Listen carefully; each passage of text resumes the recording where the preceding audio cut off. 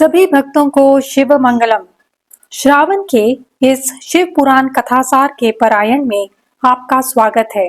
हम वायव्य संहिता के उत्तरखंड का अध्ययन कर रहे हैं। इस संहिता में कुल 16 अध्याय हैं, जिनमें से हम पहले 10 अध्यायों का श्रवण कर चुके हैं। आज हम बाकी के 6 अध्यायों का श्रवण करेंगे, अर्थात अध्याय 11 से अध्याय 16 तक का श्रवण करेंगे। 11वां अध्याय है ऐहिक एवं पारलौकिक फल देने वाले कर्मों और उनकी विधि का वर्णन। 12वां योग एवं उसके अंग। 13वां ध्यान और उसकी महिमा।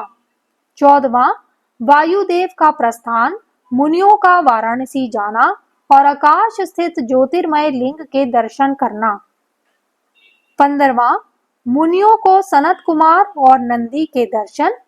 और 16वां शिव पुराण के पाठ एवं श्रवण की महिमा। तो चलिए पाठ आरंभ करते हैं। ओम श्री गणेशाय नमः। श्री शिव महापुराण। ओम नमः शंभवाय च मयो भवाय च नमः शंकराय च मयस्कराय च नमः शिवाय च शिवतराय च। वायव्य संहिता उत्तरखंड। ऐहिक एवं पारलौकिक फल देने वाले कर्मों और उनकी विधि का वर्णन। इसके बाद उपमन्यु ने ऐहिक फल देने वाले अर्थात यही फल देने वाले कर्म तथा परलोक में फल देने वाले पूजन, जप, ध्यान, तप और दानमय महान कर्मों की विधि का वर्णन किया। इसके अनंतर श्री कृष्ण के यह पूछने पर कि महेश्वर की पूजा लिंग में क्यों होती है, शिव लिंग स्वरूप कैसे हुए, उपमन्यु जी ने कहा, यह लिंग ही मूल प्रकृति है और यह चराचर जगत उसी से उत्पन्न हुआ है। शिव तथा शिवा का नित्य अधिष्ठान होने के कारण यह लिंग उनका स्थूल विग्रह कहा जाता है। अतः उसी में नित्य अम्बा सहित शिव की पूजा की जाती है। लिंग का आधार वेदिका साक्षात महादेवी पार्वती हैं और उस पर अधिष्ठित लिंग स्वयं महेश्वर हैं। उन दोनों के पूजन से ही शिव तथा पार्वती पूजित हो जाते हैं। वे देवी परमात्मा शिव की परमा शक्ति हैं। वह शक्ति परमात्मा की आज्ञा को प्राप्त करके चराचर जगत की सृष्टि करती है। उसकी महिमा का वर्णन सैकड़ों वर्षों में भी नहीं किया जा सकता है। योग एवं उसके अंग।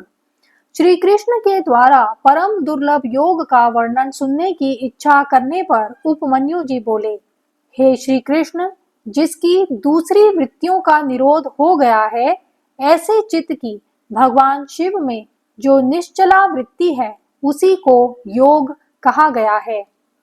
प्रायः योग 8 या 6 अंगों से युक्त होते हैं। यम, नियम, आसन, प्राणायाम, प्रत्याहार, धारणा, ध्यान और समाधि, ये योग के 8 अंग बताए गए हैं। कहा गया है कि उत्तम योग का अभ्यास करने वाले योगी के सारे अंतराय शीघ्र नष्ट हो जाते हैं और संपूर्ण विघ्न भी धीरे धीरे दूर हो जाते हैं। जिसके आहार विहार उचित एवं परिमित हो, जो कर्मों में यथा योग्य समुचित चेष्टा करता हो तथा जो उचित समय से सोता और जागता हो एवं सर्वथा आलस्य रहित हो, उसी को योग अभ्यास में तत्पर होना चाहिए तथा उसे ही सफलता प्राप्त होती है। ध्यान और उसकी महिमा।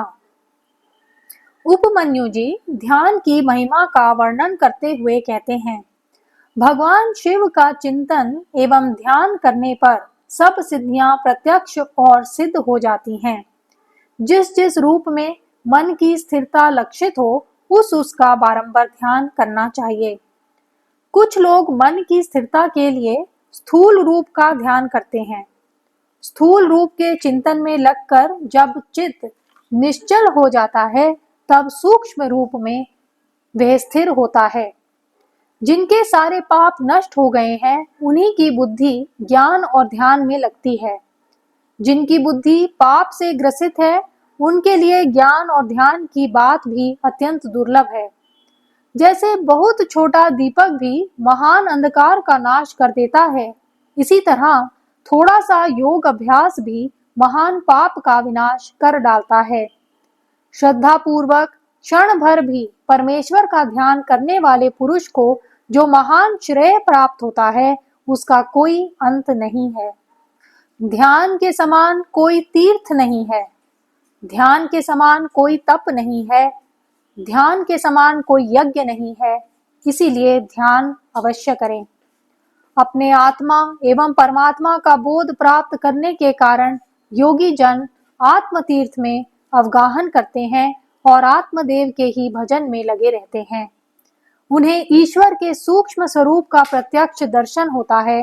भगवान शंकर को अंतःकरण में ध्यान लगाने वाले भक्त ही अधिक प्रिय हैं, बाह्य उपचारों का आश्रय लेने वाले नहीं। वायुदेव का प्रस्थान, मुनियों का वाराणसी जाना और आकाश स्थित ज्योतिर्मय लिंग के दर्शन करना।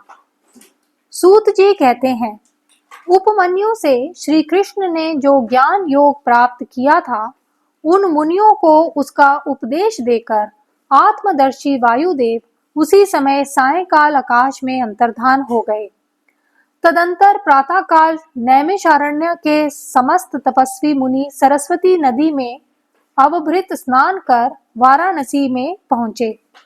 वहां उन्होंने आकाश में एक दिव्य और परम अद्भुत प्रकाशमान तेज देखा। कुछ ही क्षणों में वह तेज अदृश्य हो गया।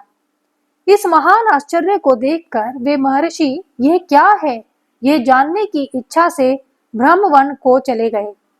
उनके जाने से पहले ही वायुदेव वहां जा पहुंचे और ब्रह्मा जी को ऋषियों के उस दीर्घकालिक यज्ञ की सारी बातें बताईं तथा अपने नगर को चले गए। इसके अनंतर वे सभी ऋषि ब्रह्मा जी के पास पहुंचे और उन्होंने अपनी सारी बातें उन्हें बताईं। आकाश में तेज पुंज के दिखाई देने की बात कही तथा कहा कि हम लोग उस तेज पुंज को ठीक ठीक जान ना सके। मुनियों का ये कथन सुनकर विश्व सृष्टा ब्रह्मा ने सिर हिलाकर गंभीर वाणी में कहा, महर्षियों, तुमने दीर्घकालिक सत्र द्वारा चिरकाल तक प्रभु की आराधना की है, इसलिए वे प्रसन्न होकर तुम लोगों पर कृपा कर रहे हैं। तुमने वाराणसी में आकाश में जो दीप्तिमान दिव्य तेज देखा था, वह साक्षात ज्योतिर्मय लिंग ही था। उसे महेश्वर का उत्कृष्ट तेज समझो। तुम लोग मेरु पर्वत के दक्षिण शिखर पर जहां देवता रहते हैं जाओ। वहीं मेरे पुत्र सनत कुमार निवास करते हैं। वे वहां नंदी के आने की प्रतीक्षा में हैं। ब्रह्मा जी के इस प्रकार आदेश देकर भेजने पर वे मुनि मेरु पर्वत के दक्षिणवर्ती कुमार शिखर पर गए। मुनियों को सनत कुमार और नंदी के दर्शन। सूत जी कहते हैं, वहां मेरु पर्वत पर सागर के समान एक विशाल सरोवर है, जिसका नाम स्कंद सर है। उसका जल अमृत के समान स्वादिष्ट, शीतल और स्वच्छ है। वहां शिष्ट पुरुष जल में स्नान करते देखे जाते हैं। सरोवर के किनारे पितृ तर्पण करने के उपरांत छोड़े हुए तिल, अक्षत, फूल तथा कुश आदि से युक्त वे सरोवर स्नानादि धर्म कृत्यों के संपादनार्थ आए हुए द्विजनों का मानो परिचय सा देता रहता है। इस सरोवर के उत्तर तट पर एक कल्प वृक्ष के नीचे हीरे की शिला से बनी हुई वेदी पर कोमल मृग चर्म बिछाकर सदा बाल रूपधारी सनत कुमार जी बैठे हैं। नैमिषारण्य के मुनियों ने वहां सनत कुमार जी का दर्शन किया तथा सनत कुमार जी के पूछने पर उन ऋषियों ने अपने आगमन का कारण बताना आरंभ किया। उसी समय सूर्य के समान तेजस्वी एक विमान दृष्टिगोचर हुआ। वहां मृदंग, ढोल और वीणा की ध्वनि गूंज उठी। उस विमान के मध्य भाग में दो चंवरों के बीच चंद्रमा के समान उज्जवल मणिमय दंड वाले शुभ्र छत्र के नीचे दिव्य सिंहासन पर शिलाद पुत्र नंदी देवी सुयशा के साथ बैठे थे। उन्हें देखकर ऋषियों सहित ब्रह्मपुत्र सनत कुमार का मुख प्रसन्नता से खिल उठा। सनत कुमार ने देव नंदी को साष्टांग प्रणाम करके उनकी स्तुति की और मुनियों का परिचय देते हुए कहा, ये 6 कुलों में उत्पन्न ऋषि हैं, जो नैमिषारण्य में दीर्घ काल से सत्र का अनुष्ठान करते थे। ब्रह्मा जी के आदेश से आपका दर्शन करने के लिए ये लोग पहले से ही यहाँ आए हुए हैं। ब्रह्मपुत्र सनत कुमार का ये कथन सुनकर नंदी ने दृष्टिपात मात्र से उन सब के पाशों को तत्काल काट डाला और ईश्वरीय शैव धर्म एवं ज्ञान योग का उपदेश देकर वे फिर महादेव जी के पास चले गए। सूत जी कहते हैं, सनत कुमार ने वह समस्त ज्ञान मेरे गुरु व्यास जी को दिया। पूजनीय व्यास जी ने मुझे संक्षेप से वह सब कुछ बताया और उस ज्ञान को मैंने संक्षेप में आप लोगों को बताया। अब मैं सफल मनोरथ होकर जा रहा हूँ। हम लोगों का सदा सब प्रकार से मंगल हो। सूत जी के आशीर्वाद देकर चले जाने और उस महायज्ञ के पूर्ण हो जाने पर वे सदाचारी मुनि काशी के निकट निवास करने लगे तथा पशुपाश से छूटने की इच्छा से उन सब ने पूर्णतया पाशुपत व्रत का अनुष्ठान किया और वे महर्षि परमानंद को प्राप्त हो गए। शिव पुराण के पाठ एवं श्रवण की महिमा।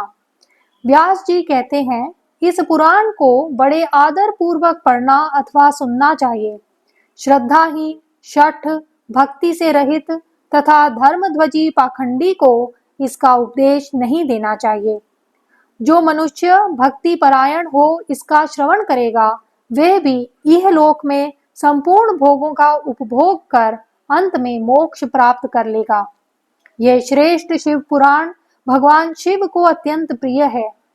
यह वेद के तुल्य माननीय, भोग और मोक्ष देने वाला तथा भक्ति भाव को बढ़ाने वाला है।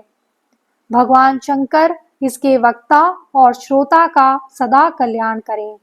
शंकरोतु सशंकरः। ओम नमो भगवते रुद्राय। ओम नमः शिवाय।